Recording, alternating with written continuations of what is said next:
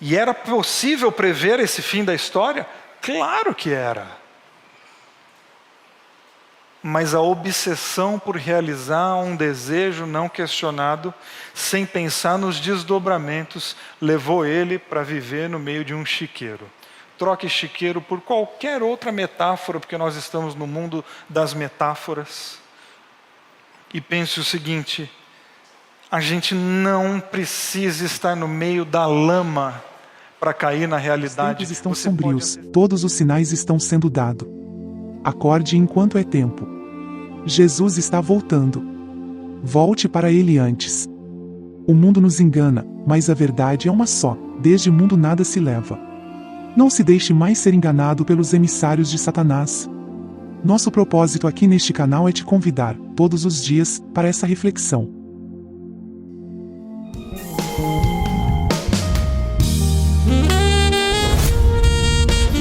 Reflexão do dia. Joel 2, 28 a 30. E há de ser que, depois derramarei o meu espírito sobre toda a carne, e vossos filhos e vossas filhas profetizarão, os vossos velhos terão sonhos, os vossos jovens terão visões. E também sobre os servos e sobre as servas naqueles dias derramarei o meu espírito. E mostrarei prodígios no céu, e na terra, sangue e fogo, e colunas de fumaça. Louvado seja o nosso Deus!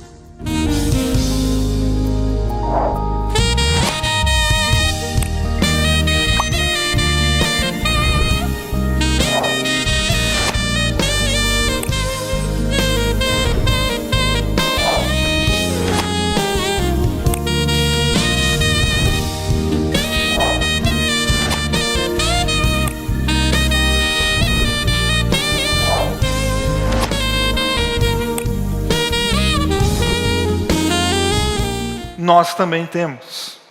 O que fazemos aqui quinta-feira após quinta-feira, domingo após domingo, post após post, reunião após reunião, é apresentar um caminho para você viver, ajudar você a atravessar a sua trilha vida afora. Porque cremos que ninguém precisa ficar à deriva. Ninguém deve, na verdade, ficar vagando por aí, sem rumo, sem uma meta, sem uma razão, sem um porquê. E Jesus se apresentou como um rumo, como vocês bem sabem. Jesus se apresentou como um caminho que leva a uma verdade, e uma verdade que produz vida no coração. Mas é um caminho. Por isso que a gente não tem que ter pressa para resolver a vida, a gente não tem que ter pressa para dizer que entendeu todas as questões ensinadas por Jesus, porque não se trata de uma corrida contra o tempo, se trata, na verdade, de acalmarmos o nosso coração para a gente conseguir atravessar a vida com paz, com valores, para que os nossos dias não sejam um suceder de dias vazios, perdidos e sem sentido.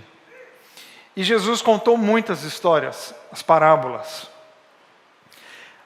E com as parábolas, ele mexeu em diversas dimensões da vida humana. Ele falou sobre temas muito relevantes e alguns, inclusive, complicados, controversos. E talvez seja a parábola do filho pródigo uma das mais conhecidas da Bíblia. Assim como é uma parábola muito difícil de ser digerida, ela é muito difícil de ser engolida para quem é entorpecido por essa religião tacanha e cheia de regra. Quando a pessoa tem muita regrinha no coração, muito senão, muito mas e muito dedinho na cara, ela não lida bem com a parábola do filho pródigo. Porque dentre os muitos ensinamentos da parábola, o grande deles, o que chama a atenção, é a graça escancarada de Deus sobre todos nós. Porque a parábola do filho pródigo, dos dois filhos, é uma história nossa, do nosso relacionamento com Deus.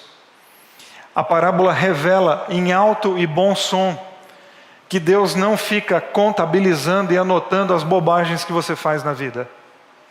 Deus não tem um cadernão lá do tamanho do mundo, com uma página com o teu nome, e lá dizendo assim, hoje, não, então peraí, vacilou, até porque vamos combinar, haja página para escrever o tanto de bobagem que a gente faz na vida.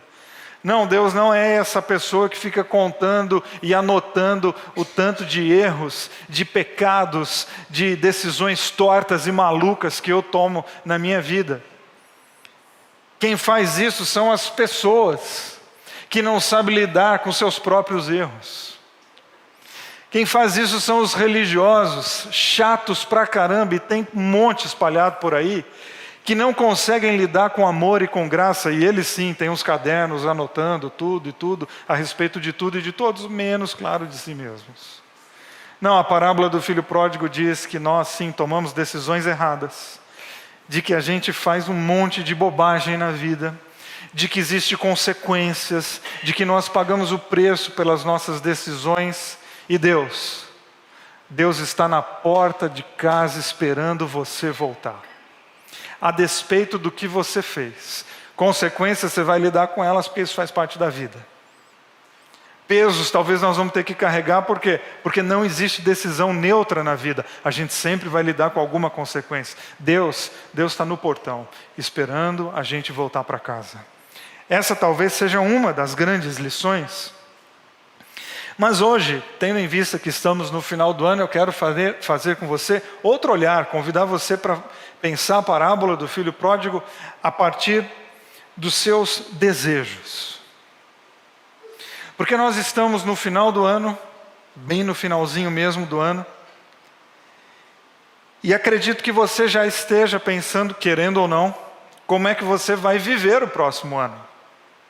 Ou se a tua vida está muito difícil, como é que você vai enfrentar o próximo ano, porque talvez ele tenha contornos de luta e de desafio. A despeito de como está a sua vida e dos planos que você está fazendo, inevitavelmente aparecem no nosso coração, quando a gente fala de uma nova fase, de novas possibilidades, aparecem os nossos desejos. Porque os desejos são o início de todas as coisas. Tudo na nossa vida começa com um desejo. E onde que começa o desejo? Bom, começa aqui dentro. Nesse lugar onde nós chamamos, onde a Bíblia chama de coração. Que não é esse órgão do corpo humano. Quando a Bíblia fala de coração, ela está falando de um campo emocional, de um campo espiritual, onde nós tomamos as nossas decisões. Coração é o lugar onde você vai pegar, onde estão lá os seus desejos, mas estão seus valores, suas metas, seus sonhos, e você vai colocar tudo isso para conversar. Esse é o teu coração. E há uma luta, porque tem coisas que a gente quer muito fazer, mas aí esse desejo entra em confronto com o teu valor, e o teu valor vai falar assim, então isso é errado. E aí começa uma disputa no nosso coração, e às vezes a gente perde o sono porque a gente não consegue lidar exatamente com os nossos desejos. E tem um texto na Bíblia que eu gosto demais, em Jeremias, capítulo 17, o versículo 9, que fala sobre o nosso coração, sobre esse lugar onde a gente toma as nossas decisões, e o profeta diz assim, o coração humano é mais enganoso que qualquer coisa. E ele é extremamente perverso. Quem é que sabe de fato quanto que o nosso coração é mau?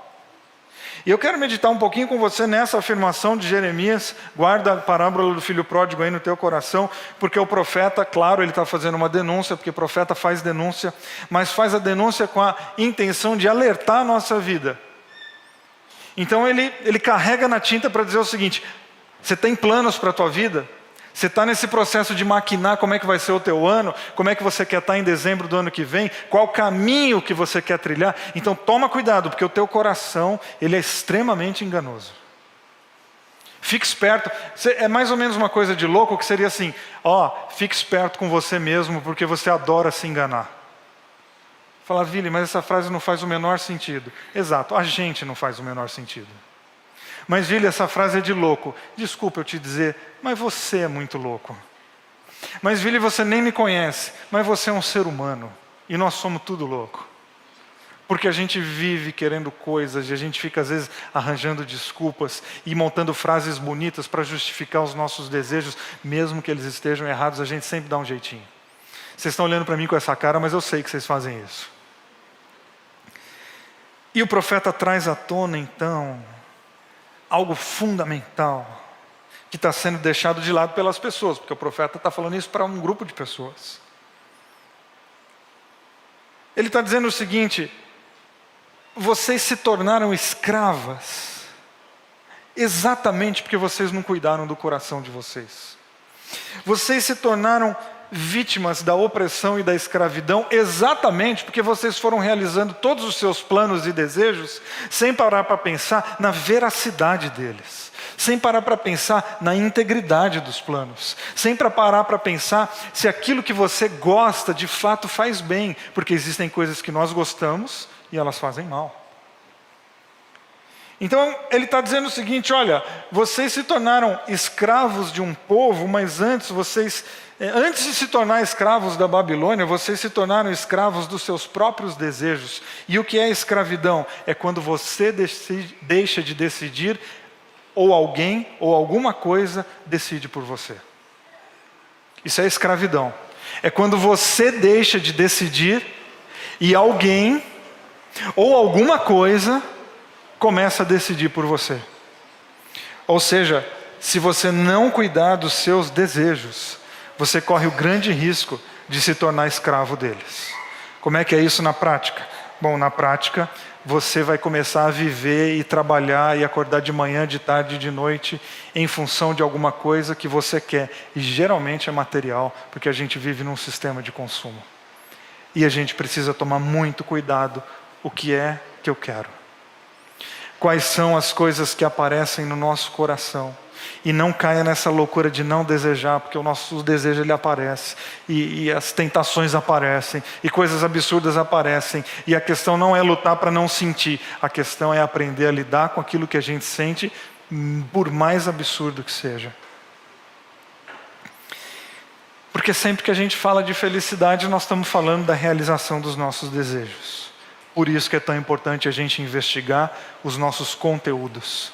E a espiritualidade cristã e a espiritualidade que nós apresentamos aqui na Bethesda, ela parte do princípio que você precisa com constância visitar os seus conteúdos. Visitar as coisas que você está adquirindo como verdade, porque muitas coisas vão grudando na nossa vida e a gente nem percebe, e às vezes a gente está repetindo inclusive frases que não são nossas. Eu ouvi, gostei, não parei nem para pensar direito o que a frase diz, mas achei tão bonitinho. Ctrl C, Ctrl V, eu vi no Facebook, achei legal, passei para frente. Você parou para pensar no que é isso? Você parou para pensar nos desdobramentos disso? Você já parou para pensar se essa piada que você está contando, ela não é racista, homofóbica ou preconceituosa? Não, mas alguém contou lá no escritório e todo mundo riu. Pode ser que todo mundo riu de uma coisa racista, homofóbica e preconceituosa. Visite os seus conteúdos para você não cometer o pecado de passar a vida sem pensar no tipo de pessoa que você está se tornando. É fundamental a gente parar e olhar para dentro de nós. E então nós temos a parábola do filho pródigo. Que Jesus está contando um monte de histórias, ele conta essa. Olha, um pai tinha 2 filhos. O mais novo vira para o pai e fala: pai, eu quero a minha parte da herança. E o pai prontamente dá. Não tem questionamento de não chegou a hora, não é agora, moleque, você não tem responsabilidade. Ele divide, essa aqui é a tua parte, e ele vai embora. Ele vai viver a vida do jeito que ele acha que a vida tem que ser vivida. Ele tem um desejo no coração e o desejo dele é pista. Viver a vida de outro jeito, com outros valores, longe dessa casa. Mas para onde você vai? Não, eu não sei, eu sei onde eu não quero ficar. E ele vai embora. E na parábola, Jesus não fala que o pai ficou argumentando e pedindo e implorando. É exatamente dar para ele a possibilidade de lidar com o perigo da liberdade que todos nós temos. É isso que você quer? Você pensou bem? É isso que você quer? É a tua parte você quer? Ok, está aqui a tua parte. E ele vai, ele vive uma vida que deve ter sido num primeiro momento absurdamente deliciosa, Que a gente não tem que ficar com um papinho aqui, nossa, não é bom, né? Não, é bom. É bom, sem carinha de santo aqui, que santo não tem. Não, é bom, é vida louca, balada, mulherada, tudo lá. Foi lindo, foi ótimo. E aí? Aí acabou. E a mulherada? A mulherada foi embora. E os mano? Foram embora. E o barril de vinho? Secou. E a comida? Zerou.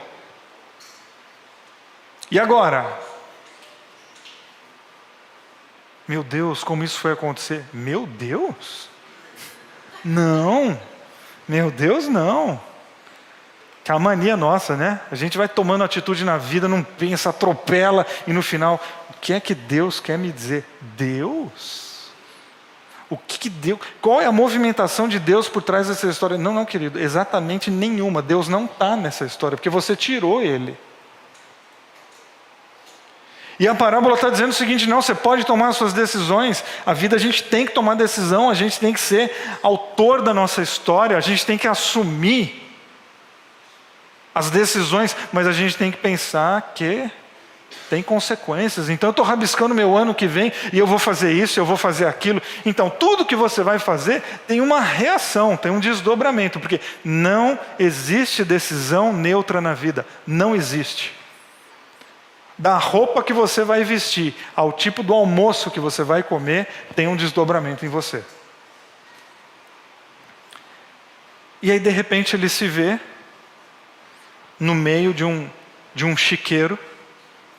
E esse é um detalhe da história criada por Jesus, tão interessante, porque é uma história contada no mundo dos judeus. E para o judeu o porco é um animal imundo, representa toda a sujeira, e ele está trabalhando para os porcos. Então isso é aquela cena, o seguinte, cara, é o fim. E o que levou ele a esse estado? O seu enganoso coração, a sua falta de autocrítica, essa mania nossa de achar que a gente sabe tudo, de que as nossas decisões, mas isso aqui eu pensei hoje o dia todo. Tu acha que pensar numa coisa um dia é muito? Você tinha que pensar nisso o ano todo. Você tinha que pensar algumas coisas a tua vida toda. Um dia, não, eu pensei, orei hoje por 5 minutos. 5 minutos?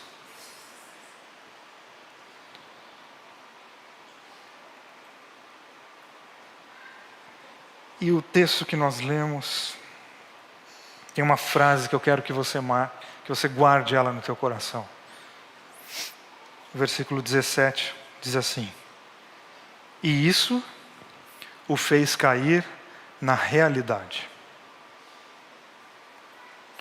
O que fez ele cair na realidade? Deus? Um anjo que passou lá batendo asa assim e jogando consciência? Não, o que o fez cair na realidade foi o quê? O estado deplorável em que ele se encontrava. Foi isso que o fez cair na realidade. E era possível prever esse fim da história? Claro que era. Mas a obsessão por realizar um desejo não questionado, sem pensar nos desdobramentos, levou ele para viver no meio de um chiqueiro. Troque chiqueiro por qualquer outra metáfora, porque nós estamos no mundo das metáforas.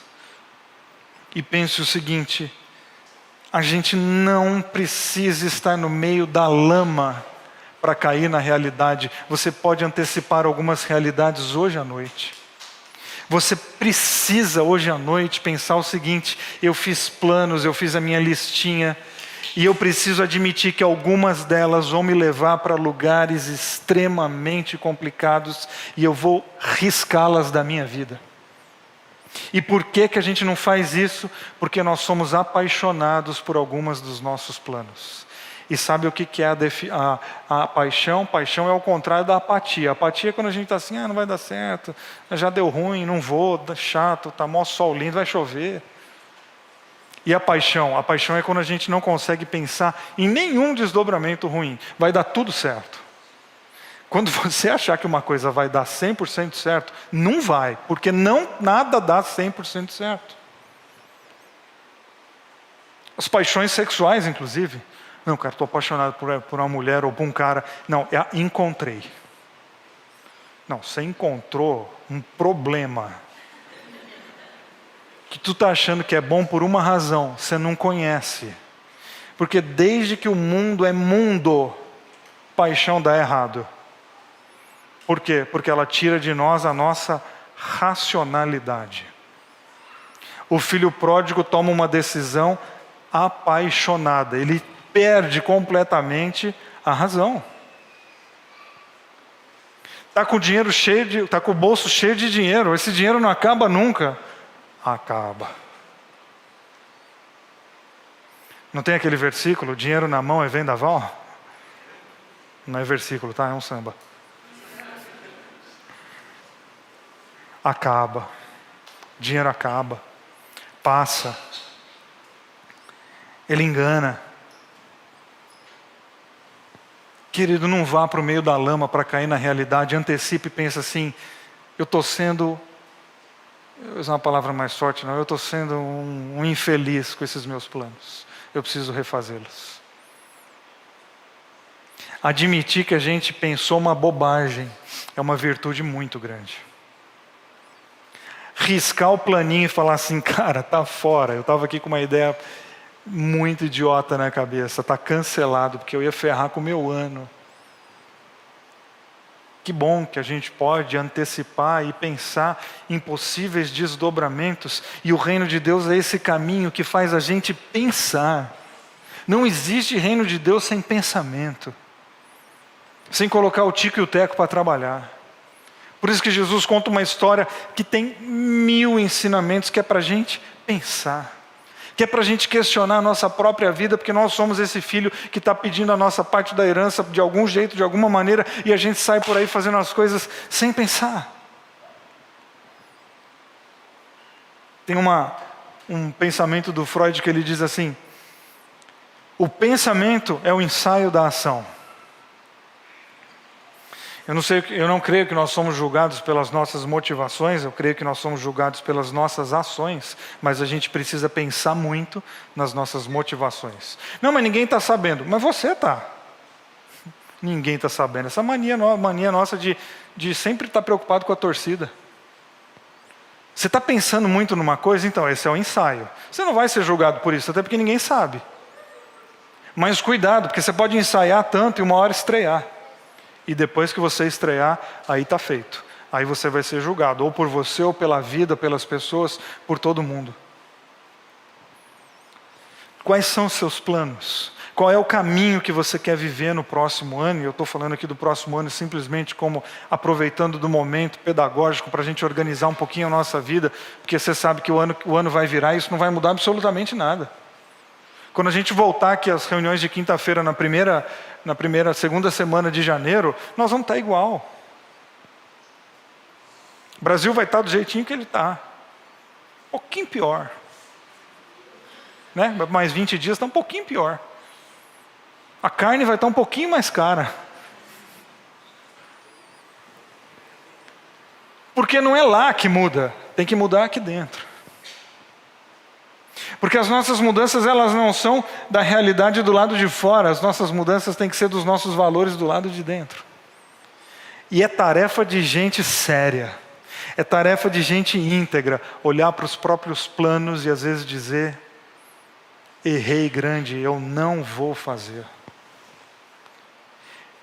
Não, Vili, já fiz, eu estou caminhando, estou no meio do caminho. Volta. Você não precisa ir até lá, você não precisa se perder no meio de um chiqueiro para resgatar a tua vida. Não, volta antes. Quais são os seus planos? E a resposta comum para todos nós, acho que uma resposta que a gente pode, não, meu plano é ser feliz, né? O que nós vamos fazer para ser feliz? Aí cada um aqui tem seu caminho, sua ideia, seu desejo. A gente quer ser feliz. Felicidade é o tema. E a felicidade é um assunto muito interessante porque a gente vai atrás da felicidade porque nos falta, certo? A gente só vai atrás porque a gente não tem. Se a gente tivesse, a gente não estava indo atrás da felicidade. Então, outra maneira de eu te perguntar hoje à noite aqui é: o que te falta? Porque acho que essa pergunta, ela mexe inclusive com as nossas futilidades. Será mesmo que você tem falta de alguma coisa para ser feliz? E eu não estou dizendo que você não tem, eu estou te convidando a pensar. Porque a gente sempre fala muito: quais são os seus planos? Isso e aquilo. O que você quer da vida? Eu quero ser feliz. Parari, parará. Mas vamos inverter a pergunta para ela ser mais reflexiva. O que te falta? Por que você está tomando algumas coisas? É porque você sente falta? Ou é simplesmente porque você está fissurado por alguém, por alguma coisa ou por algum lugar?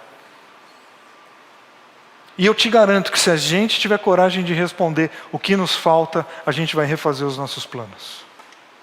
Porque a gente vai descobrir que a gente tem falta de quase nada.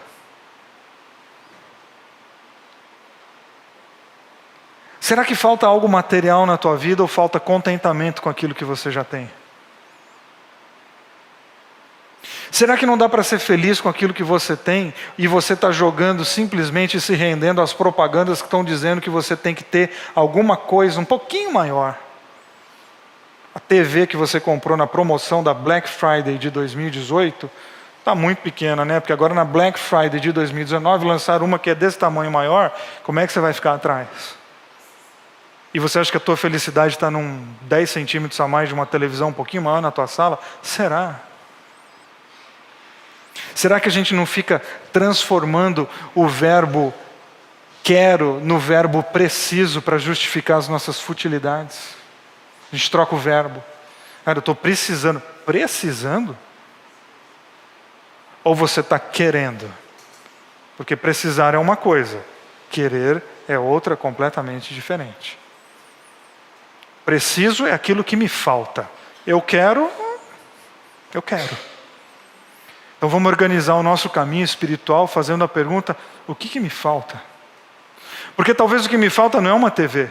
Talvez o que me falta é a capacidade de repartir a minha sala com pessoas e aí eu vou ser feliz. Ou seja, talvez o que me falta não é uma coisa, é uma nova atitude minha em relação à minha família, em relação ao meu cunhado, em relação à minha sogra, em relação ao meu irmão, talvez o que falta é exatamente uma postura diferente.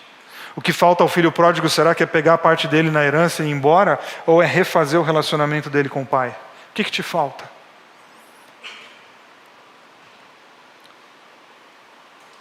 A gente precisa colocar na nossa vida, responder na nossa vida uma outra pergunta, e vocês sabem que eu gosto de fazer pergunta. É o que é importante para você. E importante vem da palavra importar, é aquilo que de fato eu coloco dentro de mim. O que você quer colocar dentro de você? O que você importa? E ao importar você vive, leva, vai vida fora. E no final da história, da parábola e da nossa conversa aqui hoje à noite, o que me falta, o que me importa, eu vou terminar dizendo para você quais são as suas prioridades de vida. O ano que vem você quer ter coisas, você quer ser um tipo de pessoa. Porque isso define teu planejamento. O ano que vem você quer ter um carro melhor para os seus filhos, ou você quer ser um pai diferente? Porque isso define teus planos. Porque de repente você está interessado em dar um carro melhor para a tua família, e tua família está interessada em que você seja um motorista diferente. Porque eles não suportam mais a tua agressividade no trânsito. O carro pouco importa. Que tipo de plano que você vai fazer, qual é a tua prioridade? Diz respeito a coisas que você vai adquirir ou diz respeito a um tipo de pessoa que você quer ser? Porque o reino de Deus não é o reino que fala das coisas que você pode ter. O reino de Deus é o reino que fala do tipo de pessoa que você pode ser. Mas esse tipo de pessoa que você pode ser não acontece nem da noite para o dia e nem sem um compromisso teu com você mesmo, um vínculo radical teu com a tua própria história. Então na parábola do filho pródigo fica escancarada a liberdade humana, fica evidente a responsabilidade humana. E fica também claro que Jesus está dizendo o seguinte: nós somos, em última análise, os responsáveis pela nossa realidade. A gente tem que parar de terceirizar a responsabilidade para os outros. Por que o filho pródigo parou nessa situação? Não, mas ninguém ajuda, né? Não, mas o pessoal se aproveitou dele, né? Não, mas os amigos que não eram amigos foram embora, né? Não, mas a economia, né? Para de terceirizar a responsabilidade, para de terceirizar a felicidade, para de terceirizar a tua vida e assuma as tuas responsabilidades, porque Jesus está dizendo, existe um caminho para você viver, e a primeira atitude é você aceitar que a responsabilidade da tua vida é sua. E isso é maravilhoso. Saber, eu admitir que eu sou responsável pela minha própria vida é uma coisa muito legal, sabe por quê? Porque eu posso fazer planos. Porque eu posso então fazer metas. Porque então eu posso focar em determinadas coisas. Porque eu sou responsável pela minha própria vida. O reino de Deus, ele gera pessoas autônomas, responsáveis, e que não ficam esperando mágicas e intervenções absurdas de Deus para lidar com seus próprios problemas, para resolver os seus problemas. Já falei 1000 vezes aqui nas quintas-feiras de gente que está com aquela fatura de cartão de crédito absurda dizendo, Senhor, Senhor. Não, querida, esse cartão aí quem fez foi você. O milagre não é Deus pagar a fatura. O milagre é você ter um novo comportamento financeiro e no final do ano que vem você não está dessa maneira. Esse é o milagre. Ah não, mas aí não tem graça. Eu queria um milagrão mesmo assim, da minha fatura sumir. Então esse aí não tem, isso não existe. Até porque se isso acontecer não é um milagre, é um erro. Milagre é quando a gente absorve uma nova consciência. Milagre é quando eu olho para a minha vida e falo, poxa, eu estou me perdendo aqui no consumo, mas eu posso me reinventar. O dinheiro está começando a se tornar o meu Deus, pois eu vou colocá-lo de lado. Ele não vai ser meu senhor, ele vai ser meu escravo. E assim a gente vai entrando no caminho do reino, sem pressa. O caminho do reino não é para corrida, o caminho do reino é uma trilha onde a gente vai caminhando sem pressa. Mas dia a dia, de mãos dadas com o Senhor, a gente encontra um sentido para a nossa vida. Amém? Meus amigos e irmãos, as coisas mundanas, às vezes, nos faz sentir que estamos vivendo um mundo de felicidades. Não nos deixam enxergar a realidade e ainda nos mantém na escuridão. É preciso que alguém nos chame a atenção dessas coisas, que nos faça acordar para a verdadeira vida, vida essa, com Jesus. O momento de despertar é agora. Pare agora e pense nisso. Meus amigos e irmãos, as coisas mundanas, às vezes, nos faz sentir que estamos vivendo um mundo de felicidades.